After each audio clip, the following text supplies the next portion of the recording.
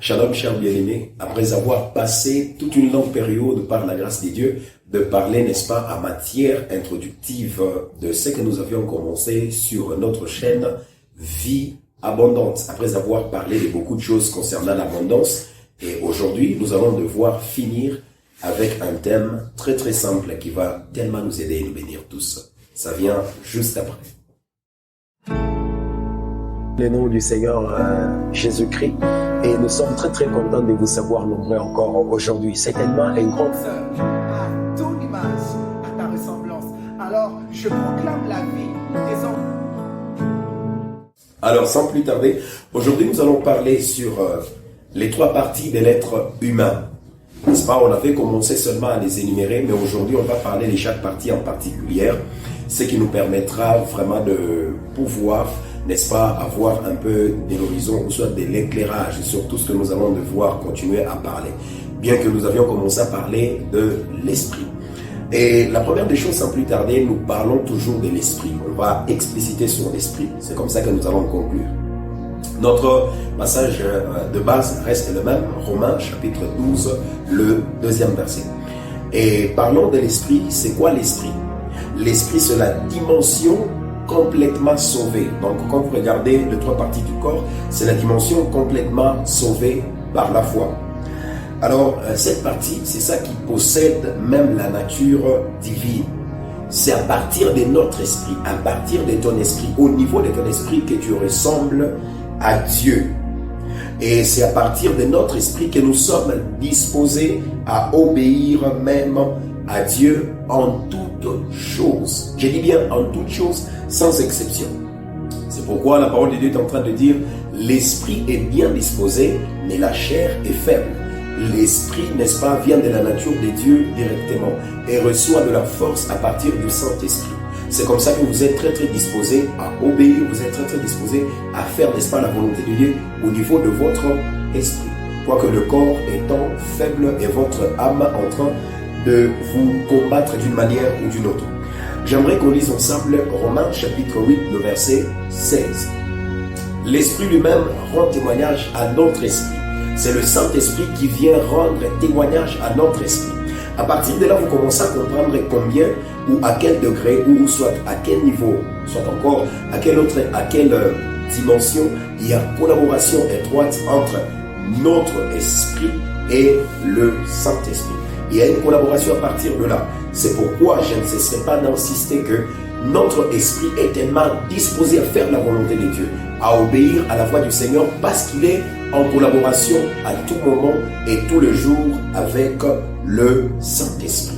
C'est pourquoi en Romains chapitre 8, le verset 16 a dit cela, l'Esprit lui-même rend témoignage à notre esprit que nous sommes enfants de Dieu. Donc la conviction, l'assurance d'être enfant de Dieu, avant que ça ne puisse commencer à se manifester dans le corps, avant que ça ne puisse commencer à se manifester dans votre âme, tout d'abord c'est établi à partir de votre esprit. Donc votre esprit est en communion étroite et collaboration avec le Saint-Esprit. C'est pourquoi vous devez tellement prendre soin de votre esprit. Vous devez savoir vivre toujours en collaboration étroite avec le Saint-Esprit, qui vous communique, n'est-ce pas, les pensées même de Dieu. Quand vous lisez dans Jean chapitre 10, le verset 30, c'est Jésus qui est en train de parler, il dit, moi et le Père, nous sommes un. Moi et le Père, nous sommes un. Quand il était en train de faire cette déclaration, il ne faisait pas cette déclaration en rapport avec sa chair. Or, le temps qu'il était en train de faire cette déclaration, il était encore sur la terre. Et on n'avait jamais vu son Père venir auprès de lui dans la chair.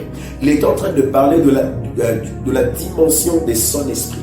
Combien son esprit était en collaboration. Combien son esprit était en communion, en corrélation avec son Père. Voilà, donc à partir déjà de ces choses, j'aimerais vous donner aussi cette assurance de commencer déjà à vous considérer en relation, de commencer déjà à vous considérer à une dimension vraiment très élevée et très très étroite avec Jésus. Ça va tellement vous aider et vous permettre à voir autrement les choses. Pourquoi pas à pouvoir vouloir toujours amplifier de votre relation avec le Seigneur Jésus-Christ. Et en dehors de ça, il y a encore une autre matière qui s'ajoute, que j'aimerais vous communiquer. au-delà de savoir cette relation étroite qui existe entre vous et le Saint-Esprit, il y a une deuxième chose que vous devez reconnaître, c'est à partir de votre âme. C'est quoi votre âme ou c'est quoi l'âme? L'âme, c'est la partie qui à la fois est sauvée et elle est en train, n'est-ce pas, de vivre la vie de la transformation. Votre âme n'est pas encore sauvée comme à la dimension de l'esprit. Pourquoi? Simplement parce que c'est dans l'âme qu'il y a les émotions, c'est dans l'âme qu'il y a les sentiments. Et c'est à partir de votre âme qu'il y a le combat intérieur entre ce que veut le Saint-Esprit et ce que vous propose votre âme en tant qu'être humain. Alors, par rapport à cette distinction, si vous parvenez déjà à comprendre que votre salut ou votre niveau de transformation doit maintenant commencer à se faire profondément dans votre âme, même la façon de prier, même votre façon de vous considérer, n'est-ce pas, va commencer directement à changer à partir de la nouvelle connaissance, de fait que votre âme est en train de subir la transformation, mais votre esprit est en collaboration étroite avec l'Esprit de Dieu ou le Saint-Esprit. Et votre âme, c'est le niveau qui est prédisposé à faire vivre le vieil homme. Qui est le vieil homme? Le vieil homme, c'est l'ensemble de tout ce que vous aviez abandonné lorsque vous étiez sorti, n'est-ce pas, du monde pour commencer une relation ou une vie avec Jésus-Christ. C'est pourquoi vous allez constater, si vous commencez à oublier les principes de l'esprit, si vous commencez à oublier ce que le Saint-Esprit vous demande de faire, petit à petit, les choses que vous avez abandonnées ont tendance à rebondir, à commencer à se manifester. Pourquoi? Simplement parce que votre âme est en train de subir la transformation pour commencer à dépendre totalement de l'esprit. Votre esprit qui dépend totalement du Saint-Esprit et qui est sauvé depuis le jour où vous aviez donné votre vie à Christ. J'aimerais lire un passage. Psaume 103, le deuxième verset, la Bible dit ceci: mon âme bénit l'Éternel et n'oublie aucun de ses bienfaits. C'est David qui est en train de parler. Pourquoi il ne parle pas à son corps? Pourquoi il ne parle pas à son esprit? Mais il parle à son âme. Il parle à son âme parce qu'il comprend à quel niveau son âme a tendance à manifester ce côté d'ingratitude. Quand quelqu'un commence à devenir ingrat, ce n'est pas au niveau de son esprit, mais c'est au niveau de son âme, là qu'il y a les émotions, là qu'il y a les sentiments. Vous comprenez un peu? Voilà, c'est ça que nous devons savoir en matière de nos trois parties qui constituent, n'est-ce pas, l'être humain. Parce que quand vous avez tellement la connaissance sur la part de choses, ça vous permet à savoir vous canaliser et à mieux vivre pour la gloire et l'intérêt de Jésus seulement. Un autre passage dans Marc chapitre 14, le verset 34. Il leur dit: mon âme est triste jusqu'à la mort. Restez ici et veillez. C'est Jésus. Il avait, n'est-ce pas, le mandat et la mission venant de Dieu qu'il devait mourir pour nous, pour toi, pour moi. C'était sa mission principale. Il le savait. Et dans son esprit, il était tellement disposé pour subir cette mort-là. Il n'en avait pas d'inquiétude. Mais au niveau de son âme, ici, il savait très bien canaliser chaque chose à sa place. Et ici, il parle bien à ses disciples. Et il dit: mon âme est triste jusqu'à la mort. Voilà, vous comprenez déjà que la tristesse n'est pas dans votre esprit, ni même dans votre corps, mais la tristesse est déposée dans votre âme et dans l'âme. Et Jésus a fait cas de ça, il a eu à le manifester lorsqu'il parlait de sa mort prochaine au milieu de ce disciple. C'est un peu ça, mes frères et sœurs. Donc, vous devez canaliser ces choses pour pouvoir mieux équilibrer votre relation avec Jésus-Christ. Dans Colossiens chapitre 3, le verset 9, la Bible est en train de dire ceci: ne mentez pas les uns aux autres, vous étant dépouillés du vieil homme et de ses œuvres. Ah, ici l'apôtre est en train de nous révéler à quel niveau ou à quelle dimension le mensonge n'est pas dans votre corps, le mensonge n'est pas dans votre esprit, mais le mensonge est dans votre âme, là où il y a, n'est-ce pas, la mort du vieil homme. Et quand vous abandonnez de pratiquer ce qui va nourrir au plus vite que possible votre esprit, la chair va se réveiller. C'est comme ça que quelqu'un ne buvait plus, mais il revient à cela. Quand on sait que la parole de Dieu est en train de dire, voilà,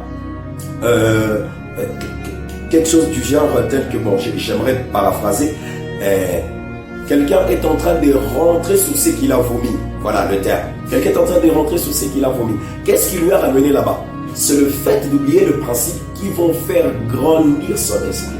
Quand votre esprit ne grandit pas, mes frères et sœurs, l'âme va prendre l'ampleur. Et au lieu que vous soyez conduit par l'esprit, qui parle à votre esprit, que vous êtes enfant de Dieu, vous serez conduit par votre âme. Et la dernière partie de l'être humain, c'est le corps. Le corps ici, c'est la partie qui vit. La partie qui vit jouit de la réalisation des promesses de Dieu. Quand Dieu te promet un enfant, quand Dieu te promet un grand ministère, ça ne va pas se vivre dans l'esprit, ça ne va pas se vivre dans l'âme, ça va se vivre dans votre corps. Donc vous allez commencer à le manifester. Et les gens vont commencer à voir la réalisation que Dieu vous a accordée au travers de votre corps. Et le corps, souvenez-vous, le corps est l'unique moyen d'action dans ce monde. Quand vous n'avez pas ce corps, vous n'aurez pas d'action dans ce monde. Vous voyez, dans mon esprit, il y a le dépôt de la connaissance de Dieu. Il y a des choses que Dieu a déposées. Et pourvu que je puisse le faire parvenir jusqu'à vous, pourvu que je puisse le transmettre à vous, Dieu est passé par mon corps, qui est l'unique moyen de transport de ce que cache mon esprit. Alors, il est le pont entre l'intérieur et l'extérieur. Ce qui est à l'intérieur se manifeste à l'extérieur par le corps. Voilà. Donc quand vous avez toute cette différence et vous comprenez à partir de là chaque partie de l'être humain, vous savez vraiment la canaliser et vous savez comment en prendre soin. Le fait ici c'est quoi? Nous sommes en train de parler de ces choses pour vous donner une seule action qui est très très principale. Savoir prendre soin de vous dans tous ces états. Non seulement au niveau de l'esprit, non seulement au niveau de votre âme, mais au niveau de votre corps aussi. Que vous soyez équilibré. C'est le souhait du Seigneur. On va lire quelques passages. Nous sommes dans Marc chapitre 6, le verset 29. La Bible est en train de dire ceci. Les disciples de Jean, ayant appris cela, vinrent prendre son corps et le mirent dans un sépulcre. Ici, c'est après la mort de Jean-Baptiste. Il était un homme de feu, il était fort, mais son corps était mort. Et juste par la mort de son corps, il n'y avait plus d'action de Jean-Baptiste au milieu de la ville. Vous voyez? Donc, c'est le seul moyen par lequel Dieu passe pour nous utiliser. Quelle que soit la force dans le ministère, quelle que soit la puissance avec laquelle nous pouvons servir. C'est pourquoi vous devez prendre soin de votre corps, vous devez prendre soin de votre âme, ainsi que votre esprit, qui est la base de tout. Dans le livre de Jean, chapitre 19, le verset 38, la Bible dit ceci. Après cela, Joseph d'Arimathée était disciple de Jésus, mais en secret, par crainte des Juifs, demanda à Pilate la permission de prendre le corps de Jésus. Et Pilate le permit. Il vint donc et prit le corps de Jésus. Ce n'était qu'un corps. Vous voyez, on a parlé de Jésus par rapport à son temps, lorsqu'il a vécu. On a parlé de tout ce qu'il a fait. Et ici, il était mort. On est parti prendre son corps, qui était le moyen par lequel Dieu pouvait passer afin de pouvoir communiquer ce qu'il avait déposé en Jésus, dans son esprit, pour les autres. Alors, mes frères et sœurs, ne regardez pas seulement au niveau de votre esprit. Ne regardez pas seulement au niveau de votre âme, mais prenez tout votre être en considération et commencez à partir de là d'en prendre soin. Vous êtes très bénéfique aux yeux de l'Éternel et il a besoin de faire des grandes choses avec vous. Et pour y parvenir et les réaliser pleinement, il a besoin d'une seule chose, que vous puissiez prendre soin de tout ça. Et l'esprit, n'oubliez pas, il est la base de tout. Alors, nous avions parlé longuement de l'esprit. On a essayé aujourd'hui de donner maintenant la conclusion de tout ce que nous avions parlé, tout en expliquant quelque chose sur le corps, ainsi que l'âme. Et à partir déjà de notre prochaine vidéo, nous allons devoir nous acharner beaucoup plus sur l'âme et on finira ainsi par le corps. Tellement que vous aviez été bénis, nous le croyons, par le Seigneur Jésus. J'aimerais qu'on ait le temps de prier en termes de conclusion sur la première partie de votre être, qui est l'esprit. J'aimerais prier pour toi, mon frère, pour toi, ma soeur, que Dieu puisse t'aider, non seulement à écouter, mais surtout à savoir prendre soin de tout ce qu'il t'a donné, à savoir prendre soin de ta vie au nom de Jésus. Est-ce que tu peux prendre une bonne position où tu es, dans les véhicules, je pense, au bureau, dans ton travail, je ne sais pas où tu es, mais j'aimerais te demander seulement, te conscientiser que tu aies un petit moment où tu vas parler à ton Dieu ensemble avec moi. Tu vas parler à ton esprit. Comme ici, David est en train de parler à son corps, toi tu vas parler à ton esprit. Et une adresse vraiment très exacte à ton esprit, justement. Est-ce qu'on peut prier ensemble? Au nom de Jésus, je parle à ton esprit. Là où ton esprit a commencé à sommeiller parce que l'âme a pris de l'ampleur. Au nom de Jésus, que l'esprit soit le premier acteur de ta vie. Que la puissance du Saint-Esprit descende sur toi et qu'à partir de maintenant, ton esprit soit en communion avec ton âme. Que ton âme commence à obéir au Saint-Esprit. Que ton corps obéisse au Saint-Esprit. Au nom de Jésus. Au nom de Jésus, reçois cela. Que le Saint-Esprit te localise et qu'il te touche maintenant. Oui, sois touché au nom de Jésus. Sois touché au nom de Jésus. Merci Saint-Esprit. Oh, que tu sois touché au-delà de ta pensée. Que tu sois touché au-delà de tes mots. Que les actions du Saint-Esprit soient palpables dans ta vie. Que ta relation avec le Saint-Esprit grandisse au nom de Jésus-Christ.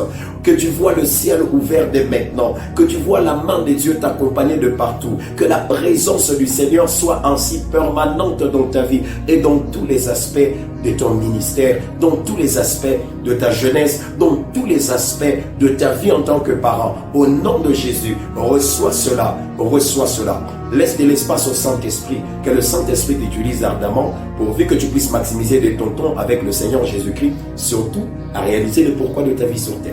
Que Dieu nous bénisse abondamment.